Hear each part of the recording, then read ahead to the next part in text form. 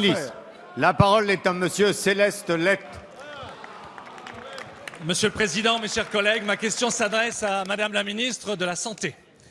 Je souhaite y associer tous mes collègues concernés par la problématique des empreintes toxiques dans leurs hôpitaux, et en particulier mon collègue Laurent Kalinowski, avec qui j'ai œuvré pour construire une communauté hospitalière de territoire.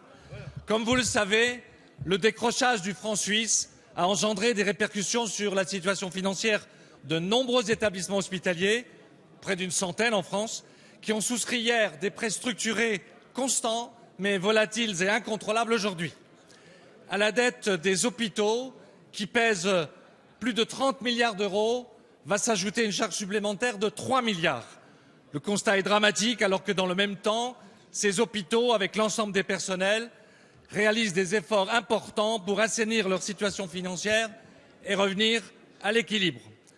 Ainsi, cela occasionnera, pour l'exemple, dans les deux hôpitaux de ma ville, un CHG et un CHS, des surcoûts en frais financiers de près de 2 millions d'euros sur le seul exercice 2015. D'autres hôpitaux lorrains connaissent la même situation et d'ailleurs, le directeur de l'ARS Lorraine vous a récemment alerté. Vos services ont reçu une délégation des personnels des hôpitaux de Sarreguemines. Ils en sont ressortis provisoirement rassurés, en raison notamment des engagements donnés et qui ont été partiellement suivis d'effet avec l'abondement de fonds de soutien existants à hauteur de 300 millions d'euros. Madame la Ministre, cela malheureusement ne suffira pas. La Fédération hospitalière de France reste très inquiète, les directions et les personnels aussi. D'autres mesures indispensables devront suivre afin de ne pas mettre à mal les efforts réalisés par les établissements concernés. Alors, Madame la Ministre, pouvez-vous m'apporter plus de précisions sur vos intentions? Aussi, j'aimerais savoir si les hôpitaux concernés par ces empreintes toxiques pourront compter sur un réel soutien de l'État, et bien évidemment, y compris les hôpitaux de Sarreguemines. Merci, Monsieur Lett. La parole est à Madame Marisol Touraine, ministre des Affaires sociales et de la Santé.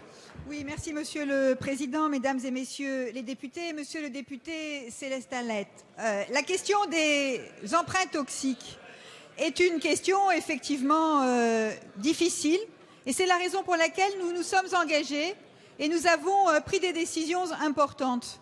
Parce que depuis les années 2000, 2008 très exactement, certains hôpitaux, comme des collectivités locales, avaient souscrit des emprunts toxiques qui pèsent lourd sur leur budget. La dévaluation du franc suisse est venue accroître la charge de la dette pour un nombre important de ces établissements. L'année dernière, le gouvernement avait mis en place un fonds de soutien à hauteur de 100 millions d'euros en direction des établissements hospitaliers.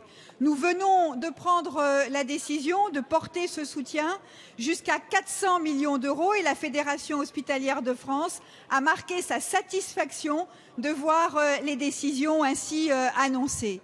J'ai indiqué à cette occasion que chacun des établissements qui ferait une demande serait évidemment examiné avec une grande attention, et tout particulièrement les petits établissements, puisque ce sont pour eux que la charge de la dette est la plus difficile.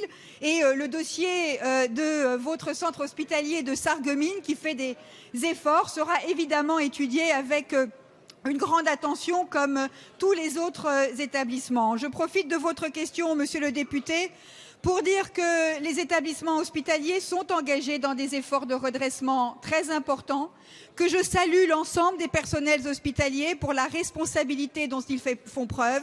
Et je veux dire que dans le plan d'économie qui a été annoncé, il n'est pas question, comme je l'ai encore entendu cet après-midi, de baisser les effectifs hospitaliers. C'est dans le cadre d'une stabilité globale des effectifs hospitaliers que nous travaillons dans le cadre de l'ONDAM pour l'année 2015 et les années suivantes.